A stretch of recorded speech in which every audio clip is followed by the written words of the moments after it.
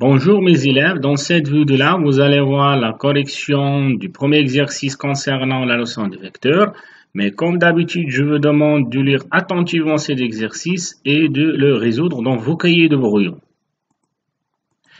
Donc voilà la correction. D'abord, on a la construction, c'est la raison pour laquelle je vais prendre le logiciel GeoGebra pour construire la figure. D'abord, vous avez la figure de départ, c'est celle-là. Et après, on va construire deux points. Le premier point, c'est E, qui est le symétrique de C par rapport à B. C'est la raison pour laquelle je vais utiliser cette fenêtre-là. Donc, voilà. Donc, ça, c'est le point E, qui est le symétrique, bien sûr, de C par rapport à E. Donc, je vais relier entre les deux points E et P. Et également, on a le point F tel que le vecteur BE égale le vecteur GF. Donc, le vecteur BE égale le vecteur GF, c'est-à-dire qu'il faut construire un parallélogramme. Donc, pour cela, il faut utiliser le compas. Et voilà le point F. Donc, le point F. Donc, ça, c'est la figure. Donc, revenons à notre correction. Donc, voilà la figure.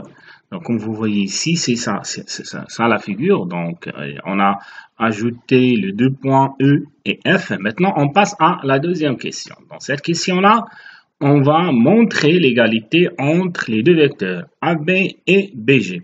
Pour cela, je vais utiliser la définition. Mais d'abord, on va remplir ce tableau-là. Donc, comme vous voyez ici, on a deux vecteurs AB et BG et on va déterminer leurs caractéristiques. Si on commence par le premier vecteur, c'est le vecteur AB, sa direction c'est la droite AB, son sens c'est de A à B et sa norme c'est la distance AB.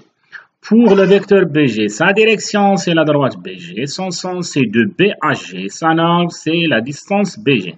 Maintenant, on va comparer les caractéristiques. Donc, commençons par la direction.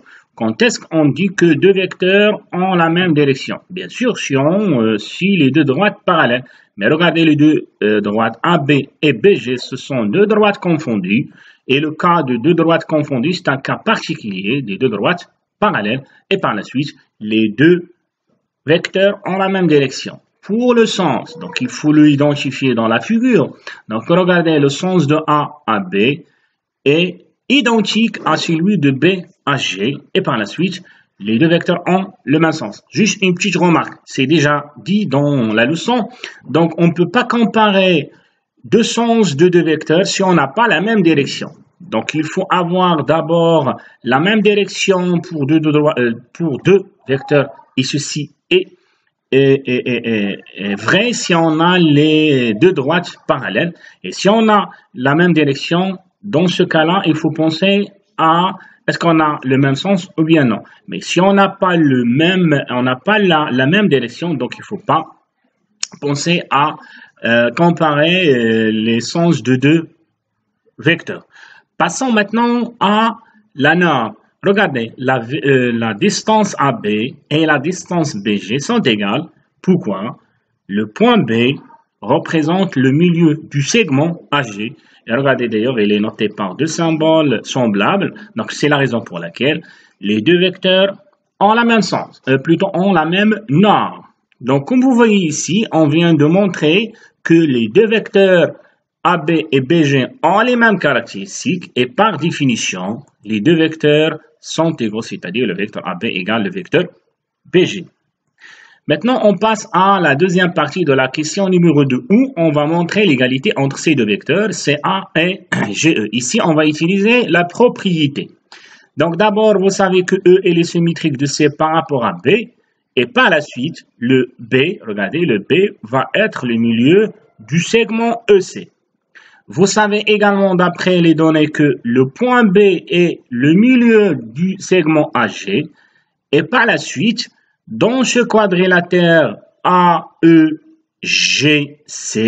le E, c'est le milieu de ces diagonales et par la suite, ce quadrilatère est un parallélogramme. Et puisque on a un parallélogramme, donc je peux dégager l'égalité de deux vecteurs. Les deux vecteurs qu'on cherche, c'est le vecteur CA et le vecteur GE. Et voilà la réponse. Pour la dernière question, on va montrer que le quadrilatère DAEB est un parallélogramme. Commençons par ceci. Regardez le point B. Vous savez que le point B est le milieu du segment EC.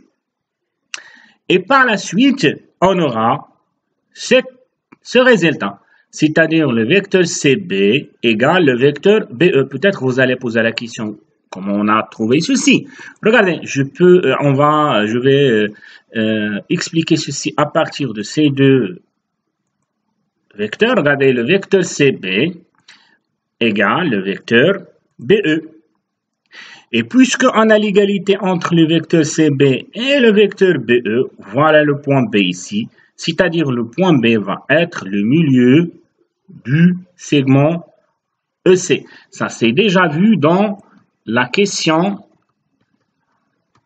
dernière question, c'est-à-dire la question numéro 2. Regardez ici, on a le B, regardez, on a le B et le milieu du segment AG, et à la fin, on a trouvé que le vecteur AB égale le vecteur BG. Ben, de la même manière, vous pouvez démontrer cette égalité. Le vecteur CB égale le vecteur BE parce que le point B est le milieu du segment EC. Donc, juste ça, c'est une figure pour mieux comprendre pourquoi l'égalité est vraie. Regardez, de plus, vous savez que le quadrilatère ABCD est un parallélogramme. Et d'ici, on va dégager l'égalité de deux vecteurs. Le vecteur CB égale le vecteur DA. C'est une propriété dans la leçon. Donc, maintenant, regardez ces deux égalités. Voilà la première égalité et voilà la deuxième égalité. Dans ces deux égalités, vous remarquez qu'on a un vecteur commun. C'est le vecteur CB. Et par la suite, on va dégager que le vecteur DA égale le vecteur BE. Voilà l'égalité qu'on peut dégager à partir de ces deux égalités.